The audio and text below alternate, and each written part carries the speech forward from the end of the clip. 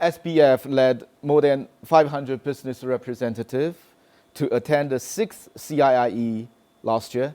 As far as I know, 6 years in a row. And you also expressed your desire to attend the 7th CIIE this year. So why CIIE is so important to SBF? CIIE is an important platform for Singapore companies to grow their business in China. It allows them to obtain first-hand and the latest information about the Chinese business environment because Chinese officials use that platform to announce new policy updates related to trade and foreign investment. It is also a fantastic platform for our companies to showcase their newest products and services and innovation to potential investors and buyers. In fact, in the last CIIE, our exhibitors managed to secure sales commitment of more than Singapore $120 million, which is 20% higher than in 2022.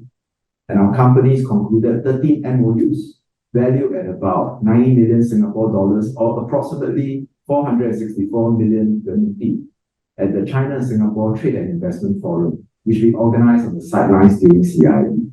And this MOU value is actually the highest since 2020.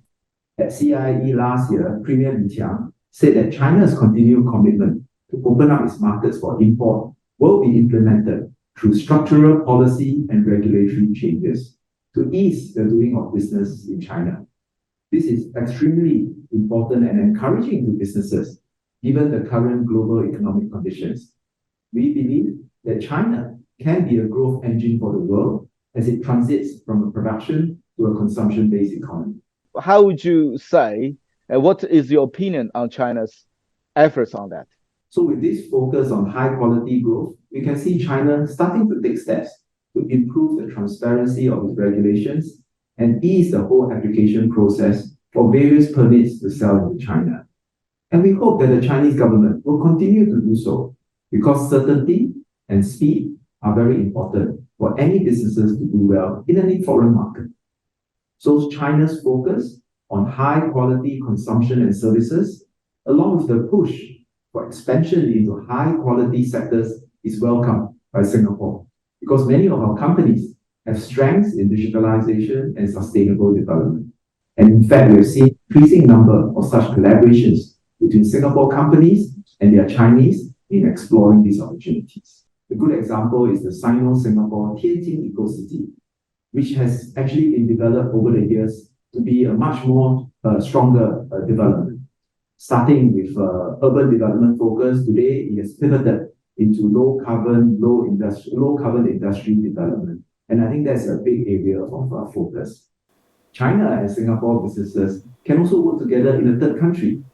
Singapore is a natural hub for Chinese businesses looking for opportunities in ASEAN and Southeast Asia. And we hope more Singapore companies can work with Chinese companies in Singapore to bring them into the region to unlock the opportunities through the Regional Comprehensive Economic Partnership or RCEP. How much importance would you give to the China-ASEAN Free Trade Agreement? It places quite a lot of importance on it because China is already ASEAN's largest trading partner and the second largest source of FDI. And Singapore is a very natural window and launchpad for Chinese firms into ASEAN. The announcement that we will be enhancing the ASEAN-China Free Trade Agreement version 3 was announced in November 22, and this upgrade reflects the desire of both ASEAN and China to draw in the new opportunities given the changing economic circumstances. If we can do this very well, it is very important because this ASEAN-China FTA is one of the largest FTAs in the world, covering almost 1/4 of the world population.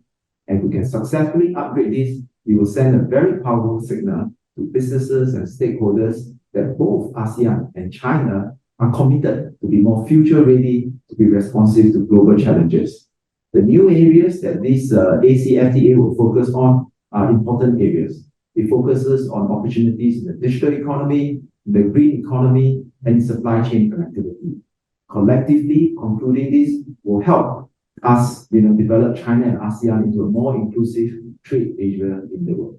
In recent years, we also heard some noises about decoupling and de-risking. So what is your take on that? Are they good ideas? I think these are positions being taken by different governments and businesses who have to react, to some of these. But ultimately, I think the continual opening up of China and the progression in terms of reducing the cost of doing business will augurs well for China as well as for businesses looking for opportunities there.